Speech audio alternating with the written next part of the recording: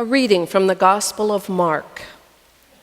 He left that place and came to his hometown, and his disciples followed him. On the Sabbath, he began to teach in the synagogue, and many who heard him were astounded. They said, "Where did this man get all this? What is this wisdom that has been given to him? What deeds of power are being done by his hands? Is not this the carpenter, the son of Mary and brother of James and Joseph and Judas and Simon? And are not his sisters here with us?" And they took offense at him. Then Jesus said to them, "Prophets are not without honor, except in their hometown, and among their own kin, and in their own house." And he could do no deed of power there, except that he laid his hands on a few sick people and cured them. And he was amazed at their unbelief. Then he went about among the villages teaching. He called the 12 and began to send them out 2 by 2, and gave them authority over unclean spirits. He ordered them to take nothing for their journey except a staff, no bread, no bag, no money in their belts, but to wear sandals and not to put on 2 tunics. He said to them, "Wherever you enter a house, stay there until you leave the place. If any place will not welcome you and they refuse to hear you, as you leave, shake off the dust that is on your feet as a testimony against them." So they went out and proclaimed that all should repent. They cast out many demons and anointed with oil many who were sick and cured them. Hear what the Spirit is saying to the church. God, and we give you thanks for the freedoms and the joy that we have. We thank you we can come here together for this time of worship. So be with us now, and may the words of my mouth and the meditations of all of our hearts be acceptable to you. Amen. At this time of year, we often hear a familiar phrase, the phrase being, "I'm proud to be an American." It's a nice expression, but I wonder if there's maybe a more appropriate term that really reflects what our feelings are about being a part of this wonderful nation. You see, it seems to me when we say we're proud of something, it's because of an accomplishment that we've made. Now, if I were an immigrant who had gone through all the work of becoming a citizen, then saying I'm proud to have become an American would be very appropriate. For most of us, however, it was purely by the luck of our birth that we are citizens of this country. We had really nothing to do with it. We were just very fortunate that we were born here. We were born in a nation with more freedom than most people can begin to imagine. Being born in the United States immediately puts us ahead of almost the entire rest of the world. So deep in my heart, I think maybe the right phrase is we are extremely grateful to be residents of this wonderful land. We are blessed and thankful to be Americans. So maybe we need to look a little bit about that difference between gratitude and pride. Because even with an attitude of pride or thankfulness, we also need to be careful because it's easy for us to get into some dangerous areas, especially at this time of year. And it's not because of fireworks or reckless driving or drunks on the road. It can be a dangerous time because it can blind us to some of our needs in life. It can blind us to who we have been called to be by God. It can allow us to become arrogant and convinced that we have all the answers and we don't need to hear the voice of others. And in that, there's a danger of setting ourselves up to be better than everyone else. The reality is, what nation on earth has ever lived up to God's standards? Not us. Israel was the chosen nation. They have not. In fact, no nation that ever existed has completely lived up to the standards that God has set for us. Our nation has been blessed, and at times has been a blessing to others. but it's still not quite perfect. But it's a place that we cherish. It's a life we enjoy. Robert Orban says that the essence of America can be summed up in a little exchange between a father and a son. The father told his sons that all Americans belong to a privileged class. And then the son said, "I disagree with you." And the father said, "That's the privilege." You see, we have that opportunity. We can disagree. But sometimes we think that we have the only answers. It's like the Sunday school teacher who had asked her class, "Who was the first man?" Little boy raised his hand and said, I know. Teacher said, "All right, who was it?" He said, "George Washington." And she said, "No, the first man was Adam." The boy said, "Well, if you're talking about foreigners, I guess maybe he was." Human progress didn't begin with George Washington, and Washington, D.C. is not the capital of the world. We have been blessed. And when we're at our best, we have been a blessing. But there's also been some darker sides. Ask the Native American or the children of those who had been slaves. The reality is, unless you're a Native American, your ancestors were at one time foreigners. They were people who arrived here looking for something better. I always find it amazing that so many people say, my ancestors were some kind of royalty in another country. I want to look at it and say, really? If that had been the case, why would they leave? I'm afraid most of our ancestors were either dirt poor and looking for something better, or even worse, they were horse thieves and had to get out of town in a hurry. But we enjoy many joys and privileges because we have been blessed to be a part of this nation. It's a great place to live. We're afforded many freedoms, a lot of joy. Quote magazine told a story some time back. At one time in Vienna, Austria, the American, French, British, and Russian soldiers all shared jeeps for the police military duty they had. And it was a boring kind of time. They had a lot of time just to kill. So they used to tell a lot of jokes. At least all the Westerners told jokes, but the Russians always remained very silent and sullen. Finally, one day, one of the Americans asked one of the Russians, he said, "Doesn't anything funny ever happen in Russia?" The Russian said, "Well, have you heard of the great canals in Russia?" The American said, "Yes, I've heard about them, and it must have been a lot of work to build them." The Russian said, "Exactly. They were built by the people who were busy telling jokes." You see, we love the freedom we have of living here, the freedom we're afforded. But we also need to be aware that with great freedom, there's also great responsibility. The responsibility to listen, to be open, to realize there's other points of view. The responsibility to sometimes look at things through the other eyes. Our gospel lesson today talks of that very kind of situation. People who were unwilling to look at things in a new or different way, who refused to be challenged in their thinking or their understanding. People who were so set in their ways of how things should be that they even shut out Jesus.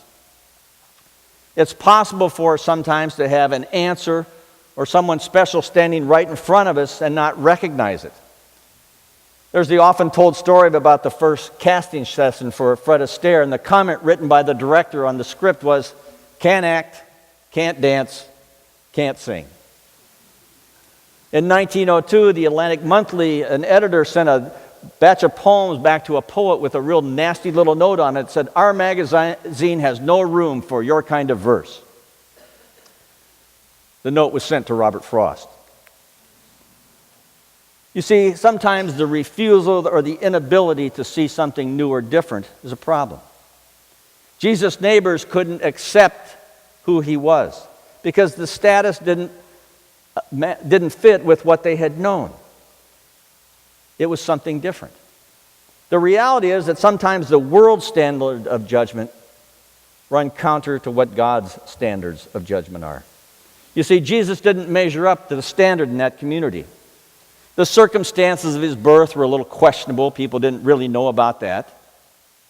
His common beginnings didn't fit into the assessment of who a prophet should be. There had been some scandal and fear about what he was doing. And after all, why should we listen to him? Nobody really knows for sure who his father was. He's not educated. He's just a manual laborer. How could he have anything to say to us of any value? He wasn't the right kind of person to be teaching. In fact, he was even part of that lower class of society. Why would anyone think he was special? And many times those standing right in front of us have something to give us, some kind of talent.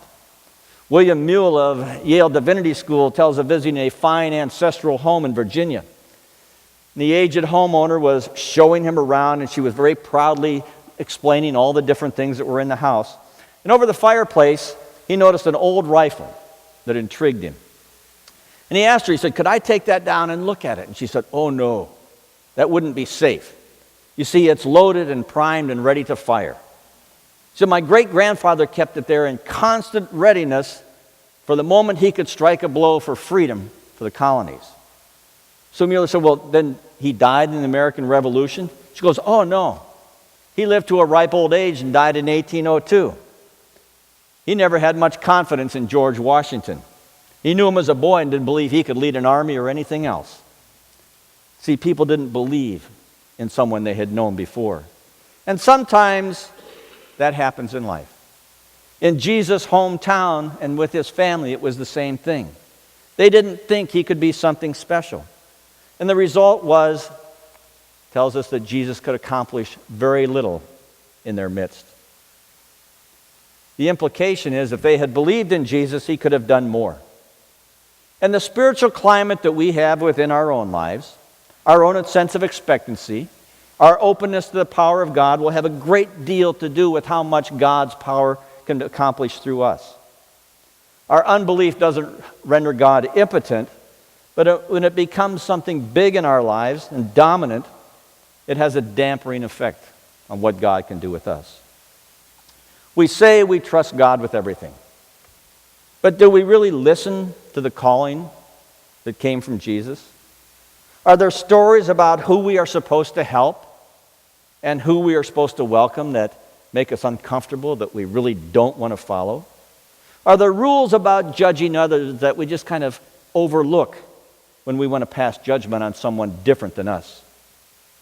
Are we really open to all of God's children despite our differences? Do we welcome everyone with open and loving arms? Those who look different, those who live a different life than we live? Do we really set aside that judgment? Do we really accept everyone as an equal in God's eyes? There was a woman who was boring everyone at a dinner party one night. She was kind of giving a non-stop conversation, very one-sided conversation, about how superior she was to everyone else. She went on to say that hers was the most expensive house in town, that the car she had driven there was nicer than any other car that anybody had showed up at the party with, that her husband was the most successful businessman, that her children had accomplished more than anyone else's children. And she went on, and everyone was just getting really tired of it. And then she added another phrase. She says, "And of course, my ancestors came over on the Mayflower." Well, there was one old gentleman who kind of smiled at that, and he said, "You know, that's really fortunate for you that they arrived when they did, because the immigration laws now are a whole lot stricter than they were then."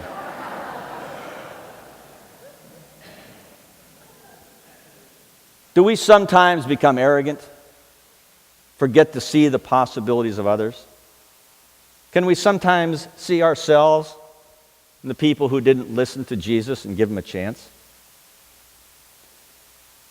Many who witnessed the miracles believed, but only a few really entrusted their lives to him. We believe, but does our belief really impact our lives deeply?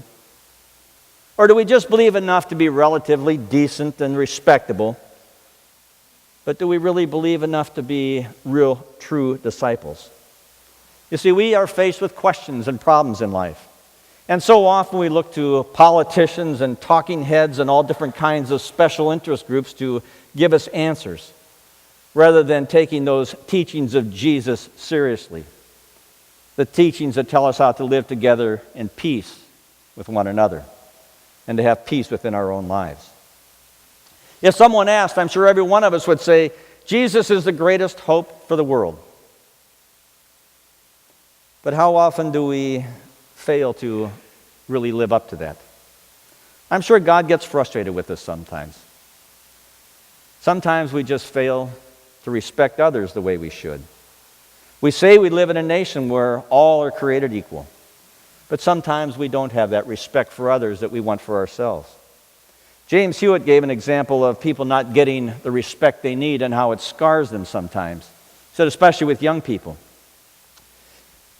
He said he had been at someone's house, and the father decided to introduce the children to him. And he introduced them this way. He said, this is Pete. He's the clumsy one. This is Kathy coming in with mud on our shoes. She's the sloppy one in the family. He said, then there's always Mike. He'll always be last, and he'll even be late for his own funeral. Hewitt goes on to say that the father had done a great job of gluing those children to their faults and mistakes. They're reminded over and over again of their failures or their errors. He wouldn't let them live it down. We all know that there are times when we haven't lived up to what we should. And so we need forgiveness. We need to be able to let go of our own past. We need a chance to start over again sometimes. And so we need to let others forget their past, to forgive. We need to pry them away from the hurtful deed and tell them it's a fresh start. The story says Jesus could not do many miracles. Does that mean that when we don't take other people seriously, when we pin the old faults on them, when we don't give them the respect they deserve, that we cripple them as well? I'm afraid it does. And so maybe when we celebrate this season of freedom, this season of joy, we need to really be ready to share that with those around us.